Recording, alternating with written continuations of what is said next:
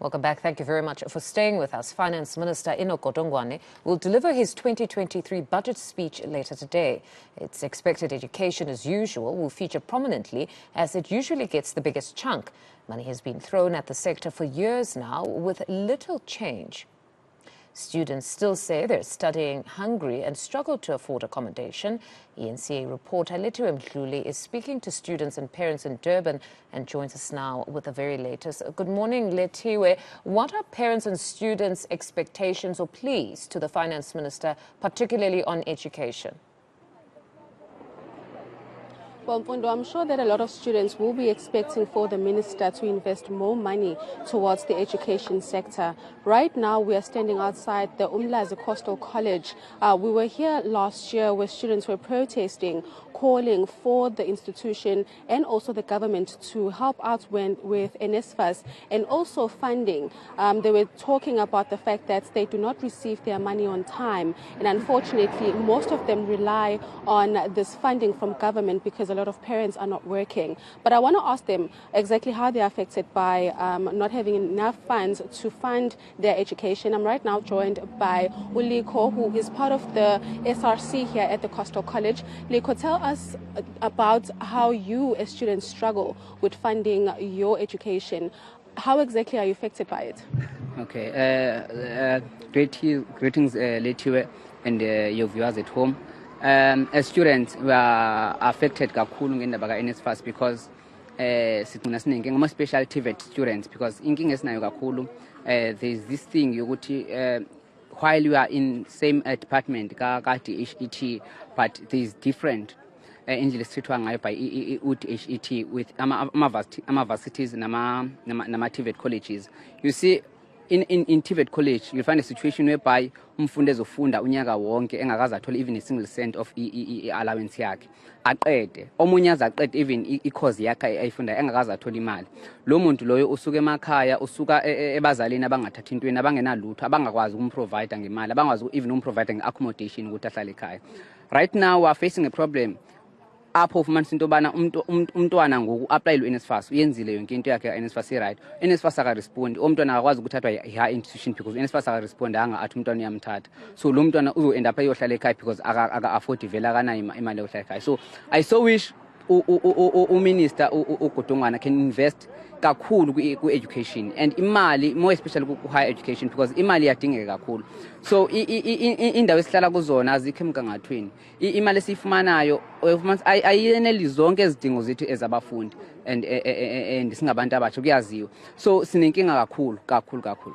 And Liko, konogunye, when it comes to the missing middle, there's parents who work, but they have 2 or 3 children at university, and of course they can't afford to send their children there, but those people cannot afford to send their children to school. Also, they can't apply for NSFAS. Do you have problems such as these ones here at the institution? Yes, Lethiwe, sinazo i-problems ezinjalo. Kangoba I so wish government together with the parliament bangayibhekisisa le ndaba because according to umthetho ka-NSFAS uthi umzali kumele ahole u-250 annually, less than that ukuze akwazi umntwana qualify for NSFAS. But now there is a case whereby umzali ahola leyo mali, maybe it's more than 250k annually, but then i-problem na umzali ufundisa abafundi abawu-4 and ubheke ifamily yonke ekhaya njengomzali osebenzayo end up lona umntwana wesihlanu or owesine akasakwazi ukumfundisa because bonke abantwana babheke yena. So I so wish NSFAS nakhona no government bangazama indlela ukuthi bayinyuse kancinci le mali, maybe singathi maybe $500,000 if umzali uhola more than $500,000 then umntwana angafanda. Ngoku another case ekhona umntwana even noba umzali akahola akasebenzi indawo athi NSFAS umzali uyasebenza awazi ukuthi uzoverify yaphi ukuthi umzali akasebenzi and awuna indlela yokuziprovide ukuthi ungafunda. Yes. All right, I'm going to stop you there because there's another student that I want to bring in. There's a lot of students who want to comment on this issue because all of them are facing the same problems. I'm now speaking to Siyabonga. How are you affected personally when as umfundi in terms of ukufunda ifundo zakho ze higher education? Are you finding ukuthi abafundi abaningi are dealing with the same issue of not being able to pay for their studies? Ngibingelele igama lami kuSiyabonga Gumede.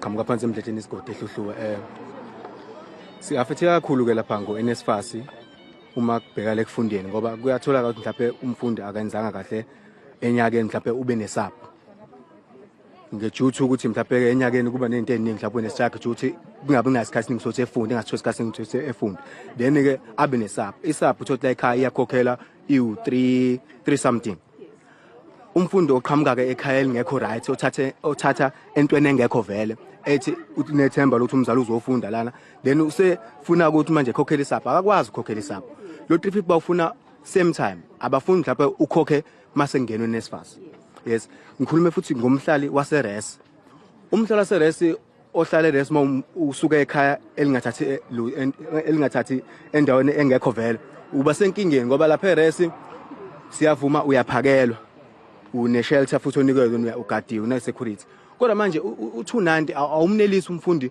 ongenabo abazali abasebenzayo ngendlela eright okwazi bemphe imali yenyanga nenyanga ukuthi ekwazi ukuthenga impahla nakwazi ukugqoka naye akwazi na ukuthenga ama cosmetic ukuthi aphile ugcina usuphila kanzima ungazi ukuthi uNSFAS uthi nawo sakufandi at all ke manje kwalo 290 kunabafundi futhi abangawutholi ima ku290 imali enithola ngenyanga noma imali sithola monthly if uhlala eRes umfundi waseRes nje ithola 290 ayinyuki ayehli imile lapho futhi ngathatha sithola u280 ngoba u10 rand ujwayele ukuthatha uselback uthatha le organisation esinika imali.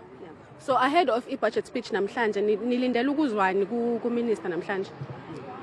Ku-minister silindele ukuzwa okukhulu kakhulu ngoba imali besicela angingasho ukuthi kumele besicela ukuthi anyuse and abhekelele nabahlali baseRes basemakhostana ngoba ema-TVET sibekwe kahle undermineka singalitholi uthando kwi-minister ngendlela efanayo to i-TVET nama-varsity ngoba e-TVET kuzokhuluma kakhulu ngabahlali baseRes ngoba le mali abayitholayo u290 ayinelisha ama-cosmetic ufuna ukugcoba ke manje.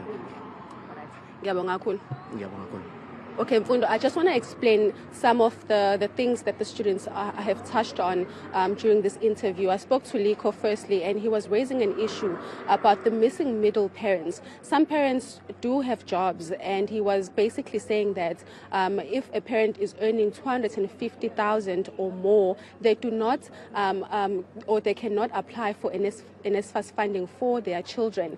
And he's raising this issue because he's saying that a lot of parents who do have these jobs unfortunately have 4 or more children and they cannot afford to send all of them to school. But the main issue here is the NSFAS issue, saying that the minister should look into raising the amount that they provide to universities and also TVET colleges, because a lot of learners cannot afford to pay for their cosmetics or food monthly.